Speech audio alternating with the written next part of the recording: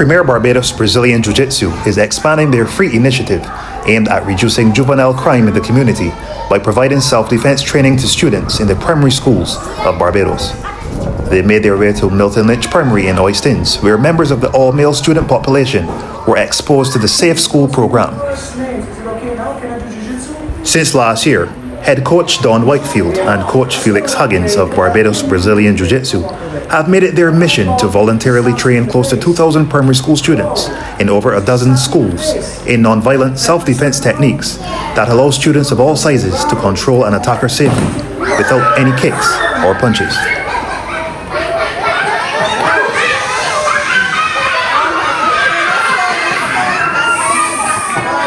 Principal of the Milton Lynch Primary, Tyrone Marshall, said he wholeheartedly felt it was important to instill the concepts of peacekeeping and conflict resolution from the earliest stages of development. Well, everything starts from the beginning. This team here is really here to kind of put the icing on the cake based on what we were teaching our boys from the beginning. But we are starting the whole journey of trying to put we are trying to work internally with the boys to teach our boys how to be peacemakers. And so we do a lot of talking up prayers about putting God first, always thinking before you act. And we have seen it work very well among our boys, but sometimes you have to defend yourself. You're a peacemaker, you walk away from fights and all that. And like they say, sometimes you have to make war to get peace.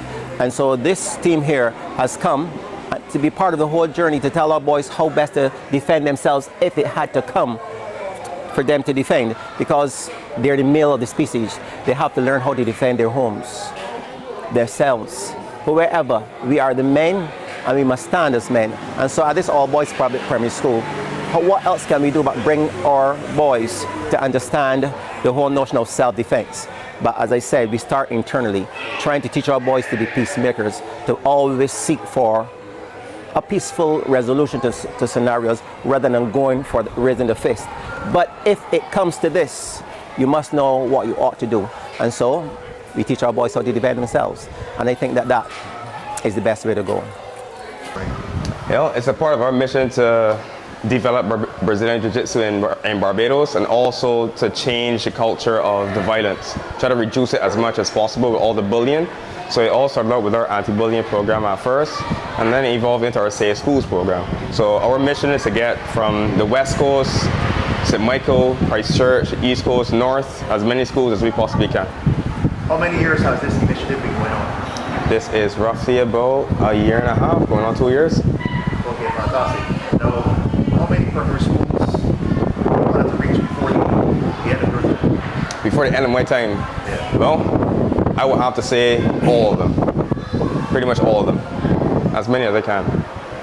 Is the focus mainly on the males, or will females be learning some of these techniques as well? It is both. It's catered to both. And it's designed for a smaller person to be able to defend themselves and apply subject retention against a larger opponent as well. What has the reception been like for the various schools across Barbados?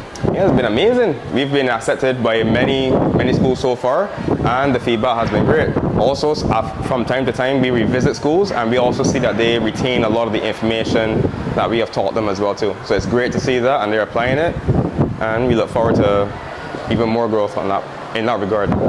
Thank you so much for the service. Yeah, so as Coach Felix says, we approach it from both ways. We try to eliminate bullying in the school early on, but not only so kids don't get hurt, but also to eliminate somebody get on a criminal path in primary school. Because what happens, they get outside the regular society here, and then they slowly drift away and they find the wrong friends, and these are the ones ending up with guns.